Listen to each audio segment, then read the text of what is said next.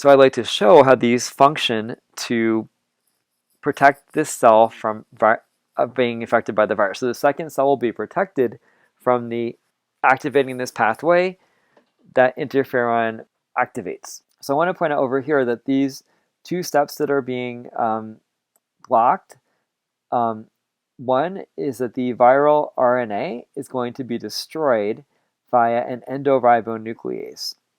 That's the first thing, right? So the mRNA for the virus is going to be destroyed. And then for any RNAs that escape destruction, translation will be blocked by making elongation factor 2 inactive. And elongation factor 2 is needed for the process of translation. So that's the big picture. If we look at the details, here we have basically the oligo-A synthetase is going to produce this molecule, 2,5-oligoadenylate. This is going to take an inactive endoribonuclease and make an active endoribonuclease. The active endoribonuclease will basically degrade viral RNA, which is a polymer, and degrade it back to ribonucleotides, which are monomers. Okay, you don't need to memorize all those little details, but I do want you to know that interferon leads to the production of a riboendonuclease that will destroy viral mRNA. And then down here, we show that there's an inactive protein kinase. Virus double-stranded RNA will make the protein kinase active. And then what happens is that remember, this is what's being produced by the interferon, the inactive protein kinase. If there's a virus around, it's going to, the viral double-stranded RNA will activate the protein kinase. It is going to phosphorylate elongation factor 2. And when elongation factor 2 is phosphorylated, it shuts down translation. So there's going to be no translation of any viral RNAs. Okay, so 2 steps of the central dogma are being blocked. One is the product of transcription. It's going to be mRNAs are going to be destroyed. And then second is going to any RNAs that escape destruction, they won't be translated. So that is a really important role of interferon in protecting cells that have not been infected by the virus yet to protect themselves. So fever is a critical part of the innate immune response. And when we have a fever, we tend to have some vasoconstriction going on, and that helps to accumulate heat in different parts of our body. And I want to introduce a term called pyrogen. Pyrogen is a molecule that induces a temperature rise, right? So pyrogens induce fevers in humans. So what are some pyrogens? So lipopolysaccharide, which is found in gram-negative bacteria, is a pyrogen. It can induce fever. And those are exogenous, meaning they're not part of the human body, but they are found on a microorganism, which is foreign to us. Endogenous pyrogens are pyrogens that are found and produced in our body. So interferon can induce fever, TNF-alpha, interleukin-6, and these pyrogens signal to the brain to raise temperature. And this is very important. So when we have a fever, what our body does is it basically hides iron in the blood. Iron is usually carried by transferrin in the blood, and that is going to be sequestered and brought back into cells. So then microorganisms that need iron to grow in our body, for bacteria, for example, they won't have the iron. They may need to grow and divide. And that's one way that fever helps to fight a bacterial infection. And secondly, there's some evidence that the high temperature in our body when we have a fever causes stress for some microorganisms. So that wraps up the discussion of innate immunity. And now I would like to move on to adaptive immunity. I just want to distinguish between lymphocytes and phagocytes. So the phagocytes, which are what we talked about as part of innate immunity, we had a macrophage that can basically phagocytose microorganisms that from their common surface structures like LPS or peptidoglycan, or if an antibody or complement is bound to the microorganism, they'll immediately recognize the antibody or the complement and just destroy whatever's attached to it. and that's part of the innate immune system. What is part of the adaptive immune system are T cells and B cells. So we have both helper T cells and cytotoxic B cells. So yeah, so helper T cells, cytotoxic T cells, and we also have B cells, and then we also have an activated B cell. And we'll take a look at those in greater detail. So T cells and B cells derive from undifferentiated lymphocytes in the bone marrow.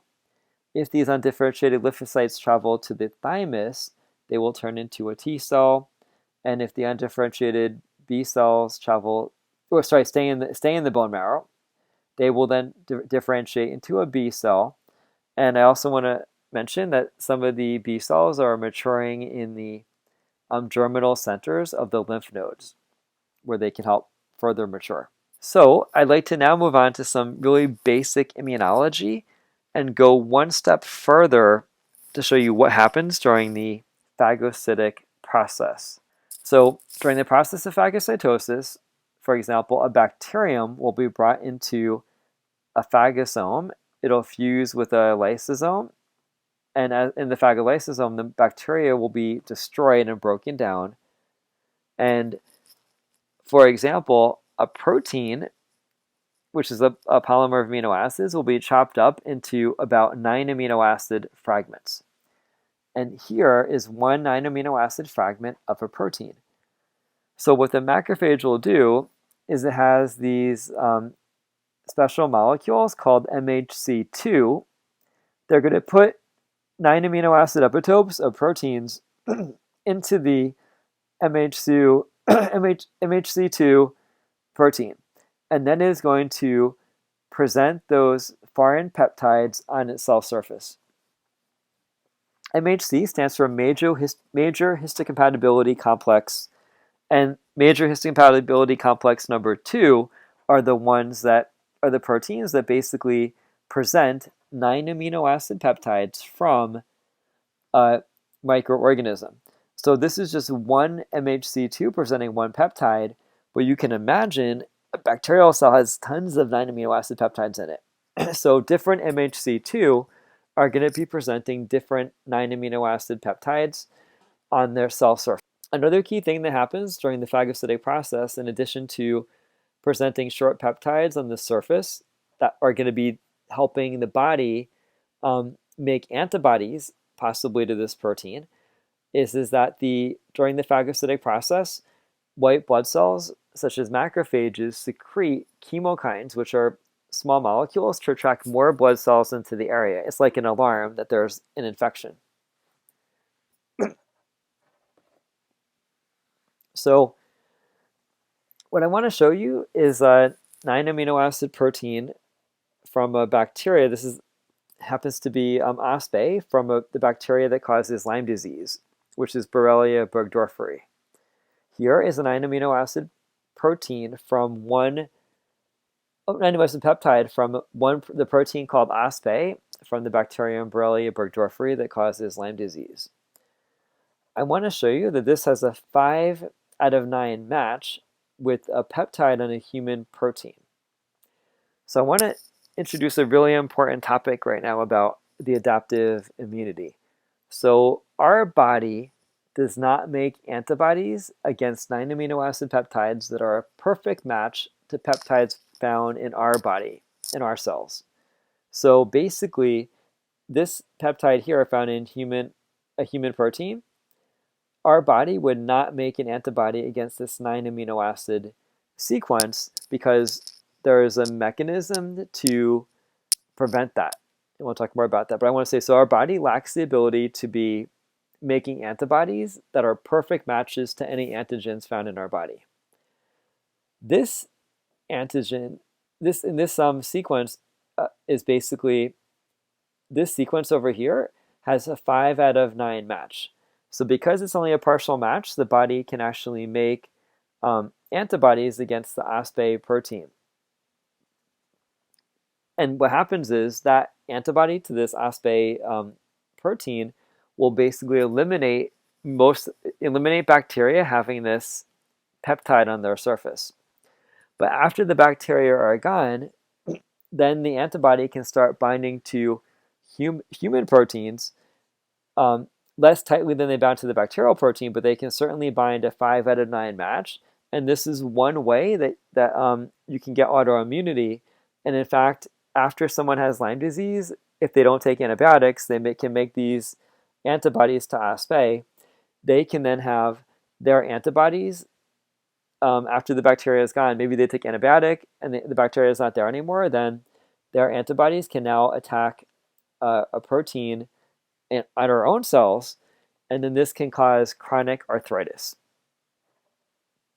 And we call this phenomena molecular mimicry when the amino acid sequence of a bacterial protein has a partial identity or conservation with a human protein.